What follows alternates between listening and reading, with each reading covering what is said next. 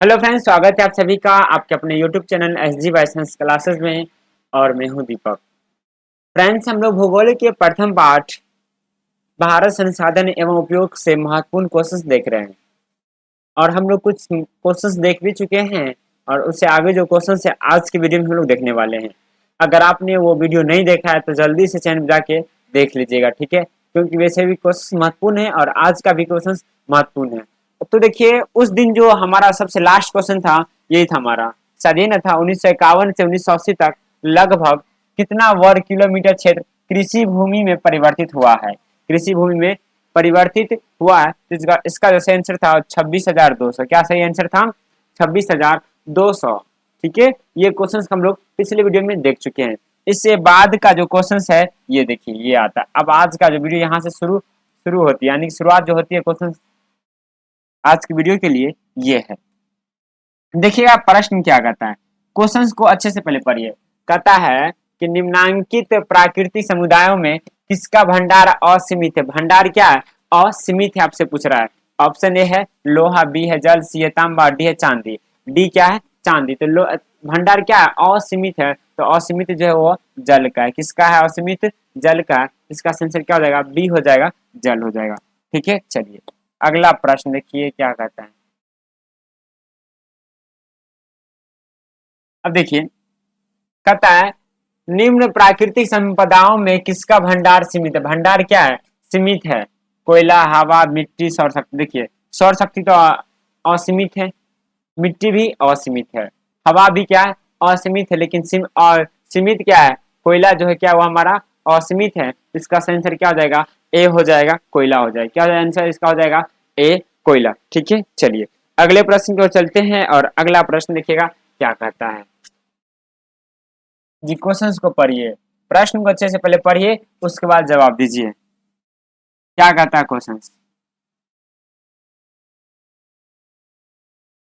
प्रश्न हमारा कहता है कि निम्नांकित प्राकृतिक संपदाओं में किसका भंडार सीमित है? फिर भंडार सीमित कर रहा है। तो देखिए, इस हवा का भंडार क्या है? असीमित है। क्या है? असीमित है, असीमित है। मिट्टी का भी क्या है? असीमित है। सौर शक्ति का भी क्या है? असीमित है। पेट्रोलियम का क्या है? सीमित है, यानी कि भविष्य में समाप्त हो सकती है कि नहीं हो सकती जी? समाप्त हो सकती है पेट्रोलियम। इसका आंसर क्या हो गया? ए हो गया, पेट्रोलियम हो गया। क्या हो गया? ए, पेट्रोलियम हो गया। ठीक है, चलिए अगले प्रश्न की ओर चलते हैं। अगला प्रश्न देखिए क्या कहता है। प्रश्न हमारा कहता है कि ग्रेफाइट को और किस नाम से जाना जाता है? यानी ग्रेफाइट का दूसरा नाम क्या है? ग्रेफाइट का दूसरा नाम से पूछ रहा है। ऑप्शन है प्लम्बर। क्या है? ऑप्शन ए है प्लम्बर्ग। बी है जिप्सम। बी क्या है? जिप्सम। सी है थोरियम। डी है इनमें से कोई नहीं। डी क्या है? इनमें से कोई नहीं। जल्दी से बताइए कि ग्रेफाइट को और किस नाम से जाना जाता है? तो देखिए, ग्रेफाइट को हम लोग प्लम्बर्ग के नाम से जानते हैं। किस नाम जानते हैं? प्लम्बर्ग के नाम से जानते हैं। इसलिए इसका आंसर क्या हो जाएगा? ए हो जाएगा। क्या हो जाएगा? इसका आंसर हो जाएगा ए हो जाएगा। ओ, तो दिखाई नहीं दे रहा है। इसका आंसर क्या हो गया? ए हो गया, प्लम्बर्ग हो गया। ठीक है, चलिए अगले प्रश्न की ओर चलते हैं। अगला प्रश्न देखिए क्या कहता है।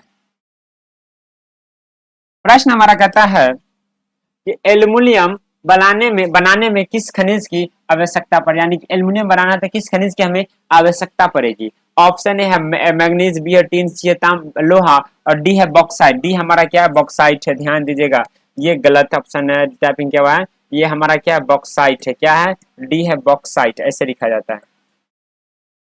डी क्या है? बॉक्साइट। डी क्या है? बॉक्साइट। जल्दी से बतलाइए, एल्युमिनियम बनाने के लिए किस खनिज की आवश्यकता हमें पड़ती है? जल्दी से बतलाइए। देखिए, एल्युमिनियम जो बनाना है उसके लिए जो आवश्यकता पड़ती है आपको पता है, बॉक्साइड का। किसका? बॉक्साइड का। इसलिए इसका आंसर क्या हो गया? बॉक्साइड हो गया। आंसर क्या हो गया हमारा? डी हो जाएगा, बॉक्साइड। आंसर बॉक्साइट हो गया। क्या हो गया आंसर इसका? सही, बॉक्साइट हो जाएगा। ठीक है, चलिए अगले प्रश्न की ओर चले। अगला प्रश्न देखिएगा क्या कहता है, आपके स्क्रीन पर है। ठीक है, देखिए अगला प्रश्न क्या कहता है। कहता है प्रश्न कि यूरेनियम का प्रमुख उत्पादक स्थल है। यूरेनियम का प्रमुख उत्पादक स्थल है। ऑप्शन ए डिगबोई, बी है झरिया, सी है घाटशिला, डी है जादूगोरा। डी क्या है? जादूगोरा। तो यूरेनियम का जो प्रमुख उत्पादक स्थल है वो है हमारा जादूगोरा। क्या है? जादूगोरा। इसलिए इसका आंसर क्या हो जाएगा? डी हो जाएगा, जादूगोरा। क्या हो जाएगा? डी आंसर हो जाएगा, जादूगोरा हो जाएगा। ठीक है, चलिए अगले प्रश्न की ओर चलते हैं। अगला प्रश्न देखिएगा, ये तो हो गया। ये देखिए प्रश्न हमारा कहता है कि पित्तल बनाया जाता है, यानी कि पित्तल बनाया जाता है जस्ता से, तांबा और तांबा जस्ता तथा टीन से, और सी है तांबा और जस्ता से, और डी है तांबा से। डी क्या है? तांबा से। तो बतलाइए पित्तल किससे बनाया जाता है? पित्तल किससे बनाया जाता है? पित्तल, तो देखिए पित्तल जो बनाया जाता है तांबा और जस्ता से बनाया जाता है। किससे बनाया जाता है? तांबा और जस्ता से। इसका सही आंसर क्या हो गया? सी हो जाएगा, तांबा और जस्ता हो जाएगा। क्या हो जाएगा आंसर? हो जाएगा इसका सी, तांबा और जास्ता हो जाएगा। ठीक है, चलिए अगले प्रश्न की ओर चलते हैं। अगला प्रश्न देखिए क्या कहता है। कहता है लौह अयस्क है, लौह अयस्क है, लौह अयस्क है। नवीकरणीय संसाधन और नवीकरणीय संसाधन जैव संसाधन। डी है मानवकृत संसाधन। डी क्या है? मानवकृत संसाधन। तो बतलाइए कि लौह अयस्क जो है हमारा क्या है? लौह अयस्क क्या है वो आपसे पूछ रहा है, लौह अयस्क। तो देखिए लौह अयस्क जो है आपका अनवीकरणीय संसाधन। क्या आपका? अनवीकरणीय संसाधन है, इसलिए इसका आंसर क्या हो जाएगा? बी हो जाएगा, अनवीकरणीय संसाधन। क्या हो गया? बी, अनवीकरणीय संसाधन हो जाएगा। ठीक है, चलिए अगले प्रश्न को चलिए। अगला प्रश्न देखिए क्या कहता है। जी, प्रश्न को पढ़िए। प्रश्न कहता है ऊर्जा का, ऊर्जा ऐसे लिखा जाता है, ऊर्जा। ठीक है, कहता है ऊर्जा का गैर पारंपरिक स्रोत है। ऊर्जा का गैर पारंपरिक स्रोत आपसे पूछ रहा है। कोयला, विद्युत, पेट्रोलियम। डी है सौर ऊर्जा। तो डी है क्या है? सौर ऊर्जा। तो देखिए ऊर्जा का गैर पारंपरिक स्रोत आपसे पूछ रहा है। क्या पूछ रहा है? ऊर्जा का गैर पारंपरिक स्रोत। तो देखिए ऊर्जा का जो गैर पारंपरिक स्रोत है वो है सौर ऊर्जा। क्या है?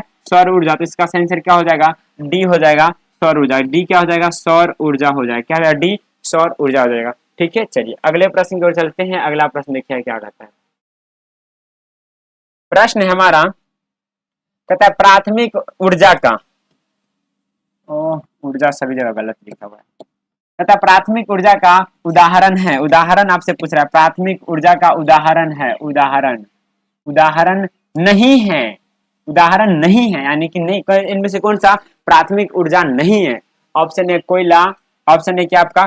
कोयला। बी है विद्युत, सी है पेट्रोलियम, डी है प्राकृतिक गैस। डी क्या है? प्राकृतिक गैस है। डी क्या है? प्राकृतिक गैस है। तो देखिए आपसे ये पूछ रहा है कि प्राथमिक ऊर्जा का उदाहरण नहीं है। तो देखिए प्राथमिक ऊर्जा का साधन कोयला भी है, उदाहरण है, यानी प्राथमिक ऊर्जा कोयला भी है, पेट्रोलियम भी है, प्राकृतिक गैस भी है, लेकिन है क्या नहीं? विद्युत जो है प्राथमिक ऊर्जा नहीं है। इसलिए इसका आंसर क्या हो जाएगा? डी, बी हो जाएगा, विद्युत हो जाएगा। क्या हो जाएगा? बी हो जाएगा, विद्युत। क्या हो जाएगा? आंसर हो जाएगा इसका बी हो जाएगा। ठीक है, चलिए अगले प्रश्न को चलिए। किसी कोई दिक्कत, कोई डाउट, कोई प्रॉब्लम तो बताएंगे कमेंट करके। ठीक है, नहीं तो अगले प्रश्न की ओर चलते हैं। अगला प्रश्न देखिएगा क्या कहता है। प्रश्न हमारा बहुत ही अच्छा, कहता है कर्नाटक, दिखाई नहीं दे रहा है, कहता है ये तो और नहीं दिखाई दे रहा है। कहता है कर्नाटक स्थित परमाणु ऊर्जा उत्पादन केंद्र का है। कर्नाटक स्थित स्थित परमाणु ऊर्जा केंद्र का, यानी कि कर्नाटक जो है ना स्थित परमाणु ऊर्जा जो है ना वो कहाँ है? तारापुर, कैग, काकारा, काकरापारा, और डी है कलपक्कम। डी क्या है? कलपक्कम। तो देखिए कर्नाटक में जो है विद्युत ऊर्जा परमाणु ऊर्जा केंद्र जो है आपका कैगा में। कहाँ है? कैगा में। इसलिए इसका आंसर क्या हो गया? बी हो जाएगा, कैगा हो जाएगा। क्या हो बी आंसर हो जाएगा? कैगा हो जाएगा। ठीक है, चलिए अगले प्रश्न को चलते हैं। अगला प्रश्न देखिएगा क्या कहता है जल्दी से।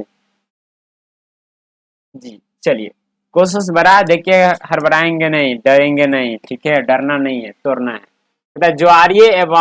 ज्वारीय एवं तरंग ऊर्जा उत्पादन हेतु भारत में अधिक अनुकूल परिस्थितियां कहाँ पाई जाती है? ज्वारीय एवं तरंग ऊर्जा उत्पादन हेतु, तरंग ऊर्जा उत्पादन हेतु, तरंग ऊर्जा ऊर्जा उत्पादन हेतु भारत में अत्यधिक अनुकूल परिस्थिति कहाँ पाई जाती है? मन्नार की खाड़ी में, खंबात की खाड़ी में, गंगा नदी में, कोसी नदी में। तो बतलाइए ज्वारीय ऊर्जा के लिए अनुकूल परिस्थिति कहाँ पाई जाती है? वो आपसे पूछ रहा है। तो देखिए वो है खंभात की खाड़ी में पाई जाती है। कहाँ पाई जाती है? खंभात की खाड़ी में। तो इसका आंसर क्या हो जाएगा? बी हो जाएगा, खंभात की खाड़ी। क्या हो जाएगा? बी हो जाएगा, खंभात की खाड़ी हो जाएगा। ठीक है, चलिए अगले प्रश्न को चलते हैं। अगला प्रश्न देखिएगा क्या कहता है। ठीक जी। प्रश्न कहता है कि तारापुर परमाणु ऊर्जा केंद्र किस राज्य में स्थित है। तारापुर जो परमाणु ऊर्जा जो है वो आपका किस राज्य में है, आपका किस राज्य में है वो। ऑप्शन ए है, ऑप्शन ए देखिएगा मध्य प्रदेश में, एमपी में, बी है गुजरात, सी छत्तीसगढ़ और डी है महाराष्ट्र में। तो बतलाइए तारापुर परमाणु ऊर्जा किस राज्य में है, वो राज्य आपसे पूछ रहा है, किस स्टेट में है आपसे ये पूछ रहा है। तो देखिए वो है महाराष्ट्र में। क्या है तारापुर ऊर्जा, वो है महाराष्ट्र में। किस राज्य में है, महाराष्ट्र राज्य में। इसका आंसर क्या हो जाएगा, डी हो जाएगा महाराष्ट्र। ठीक है चलिए अगले क्वेश्चन की ओर चलते हैं। अगला प्रश्न देखिएगा क्या कहता है। देखिए प्रश्न क्या है, यही प्रश्न है आपका, पढ़िए। कहता है गुजरात के किस शहर में सौर ऊर्जा, वो फिर ऊर्जा सभी जगह गलत लिखा हुआ है। सौर ऊर्जा का आधुनिक उपक्रम बड़े स्तर पर लगाया जा रहा है। गुजरात के शहर में, किस शहर में, शहर का नाम से पूछ रहा है कि सौर ऊर्जा का जो है ना आधुनिक यानी मॉडर्न उपकरण होगा, उपकरण लगाया जा रहा है। उपकरण बड़े स्तर पर लगाया जा रहा है। अहमदाबाद, सूरत, भुज और डी है इनमें से कोई नहीं। डी क्या इनमें से कोई नहीं। तो देखिए भुज में जो है ना बड़े स्तर पर लगाया जा रहा है सौर ऊर्जा का आधुनिक उपक्रम। इसका आंसर क्या हो जाएगा, बी हो जाएगा, भुज हो जाएगा। क्या हो जाएगा, बी भुज हो जाएगा। ठीक है चलिए अगले प्रश्न को चलते हैं और अगला प्रश्न देखिएगा क्या कहता है। प्रश्न, अगला प्रश्न जी, कोशिश करता है कि इनमें कहा, वो खा हो गया ये कहाँ है, कथिए ये कहाँ है, एक मिनट लिख दे रहे हैं।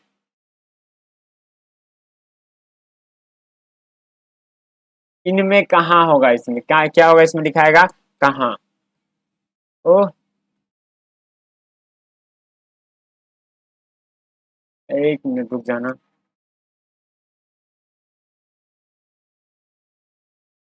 इनमें इनमें कहा ज्वारीय ऊर्जा उत्पादन केंद्र के लिए आदर्श दशाएं मिलती है। आदर्श आदर्श यानी कि सबसे अच्छी परिस्थितियां तभी बतलाए, लेकिन वहां खंबात की खाड़ी था। ऑप्शन यहाँ देखिए ना, सतलज नदी में, मन्नार की खाड़ी में, गंगा नदी में, खंबात की खाड़ी में। बतलाइए इसका सही आंसर क्या हो जाएगा। आदर्श परिस्थितियां पूछ रही है आपसे, तो वो है सतलज नदी में। कहाँ मिलती है, सतलज नदी में। इस डिस्कशन से क्या हो जाएगा, ए हो जाएगा सतलज नदी। क्या हो जाएगा, ए सतलज नदी हो जाएगा। ठीक है चलिए अगले प्रश्न की ओर चलते हैं और अगला प्रश्न देखिए क्या कहता है। अगला प्रश्न है, कहता मृदा संरक्षण में मूलभूत चट्टान के ऊपर कितने परत होती है। मृदा संरक्षण में मूलभूत चट्टान के कितने परत होती है, आपसे परत पूछ रहा है, यानी कई गो परत होता है। परत का नाम बताना है आपको, बतलाइए कई गो परत होता है, जल्दी से बतलाइए कई गो परत होता है। तो देखिए तीन परत होता है। कितना परत होता है, तीन परत। इसलिए इसका आंसर से क्या हो गया, डी हो गया तीन परत। क्या हो गया, डी तीन परत। ठीक है चलो अगले प्रश्न को चलते हैं। अगला प्रश्न देखिएगा क्या कहता है। प्रश्न हमारा यही है, क्या है पढ़िए। तथा मृदा संरक्षण के लिए कौन उपाय उपयोगी, यानी कि मृदा संरक्षण के लिए ऐसा कौन सा उपाय है जो उपयोगी है। ऑप्शन ए खेतों में ह्यूमस डालना, यानी कि खेतों में ह्यूमस डालकर मृदा संरक्षण रोका जा सकता है, नहीं। ऑप्शन बी है पशुओं की चराई पर नियंत्रण। सी है असमो समो समोच्च रेखीय जुताई। बी हमारा होगा समोच्च रेखीय। ये थोड़ा सा गलत है। अबे इसको समोच्च रेखीय, क्या हमारा ये समोच्च कृषि जानते हैं ना, यानी कि समोच्च कृषि कर क्या मृदा संरक्षण के लिए उपाय है, क्या उपाय मृदा संरक्षण के उपाय है समोच्च कृषि। क्या हमारा ये समोच्च कृषि, समोच्च रेखीय हो जाएगा, समोच्च रेखीय जुताई। और डी है इनमें से सभी। तो देखिए मृदा संरक्षण आप खेतों में ह्यूमस डाल के भी कर सकते हैं, पशुओं की चराई पर नियंत्रण करके भी कर सकते हैं, समूह रेखी जुताई करके भी। इसका आंसर क्या हो जाएगा, डी हो जाएगा इनमें से सभी। क्या हो जाएगा, डी इनमें सभी हो जाएगा। क्या इसका आंसर हो जाएगा, डी इनमें सभी हो जाएगा। ठीक है चलो अगले प्रश्न की ओर चलते हैं। अगला प्रश्न देखना क्या कहता है। प्रश्न कहता है मरुस्थलीय मृदा का विस्तार निम्न में से कहाँ है। मरुस्थलीय मृदा का विस्तार आपसे पूछा है कि मरुस्थलीय मृदा कहाँ पाई जाती है सबसे अधिक। उत्तर प्रदेश, राजस्थान, कर्नाटक, महाराष्ट्र। तो बताइएगा मरुस्थलीय मृदा कहाँ पाई जाती है। देखिए मरुस्थलीय मृदा गई तो राजस्थान। मरुस्थलीय मृदा कहाँ का विस्तार कहाँ है, राजस्थान में। किस राज्य में है, राजस्थान में, इसका आंसर क्या हो गया, बी हो गया राजस्थान। क्या हो गया, बी राजस्थान हो गया। ठीक है, चलिए अगले प्रश्न की ओर चलते हैं और अगला प्रश्न देखिए क्या कहता है जी। बहुत ही प्यारा और बहुत ही अच्छा प्रश्न है और ये प्रीवियस से पूछा गया और ये आसान प्रश्न भी है। उम्मीद करते हैं सभी लोग इस प्रश्न का जवाब देंगे। कहता है काली मृदा का दूसरा नाम क्या है, काली मृदा का दूसरा नाम क्या है। काली मृदा का दूसरा नाम पूछ रहा है, जल्दी से कमेंट करके बताइए क्या है काली मृदा का दूसरा नाम, जल्दी से। देखिए काली मृदा का जो दूसरा नाम है वो है रेगुर मृदा। क्या है, रेगुर मृदा है, जो कपास की खेती के लिए सबसे अच्छी मानी जाती है। क्या मानी जाती है, सबसे अच्छी मानी जाती है। कपास की खेती के लिए क्या मानी जाती है, सबसे अच्छी मानी जाती है। ठीक है, सबसे अच्छी क्या मानी जाती है कपास की खेती के लिए, कौन सी मृदा, काली मृदा। ठीक है, चलो अगले प्रश्न की ओर चलते हैं और अगला प्रश्न देखिए क्या कहता है। प्रश्न है हमारा कि पंजाब में भूमि निम्नलिखित का मुख्य कारण, अरे निम्नलिखित नहीं, निम्नीकरण है। क्या हमारा ये निम्नीकरण है। पंजाब में भूमि निम्नीकरण का मुख्य कारण निम्नीकरण है। एक ही मिनट, एक ही मिनट, रुक जाना, रुक जाना, रुक जाना। निम्नीकरण है हमारा, क्या है, निम्नीकरण।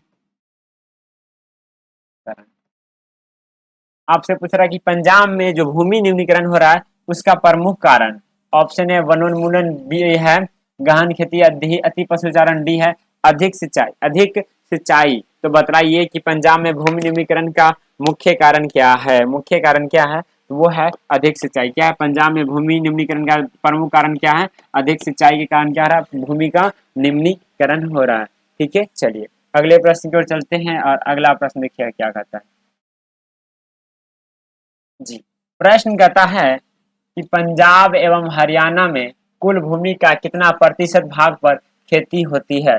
पंजाब एवं हरियाणा में कुल भूमि का कितना भाग, कितना प्रतिशत भाग पर खेती होती है। तो देखिए पंजाब एवं हरियाणा में जो होती है खेती, वो होती है 80% भाग में क्या होती है, खेती होती है। क्या होती है, 80% पर क्या होती है, खेती होती है। इसका आंसर क्या हो जाएगा, सी हो जाएगा 80%।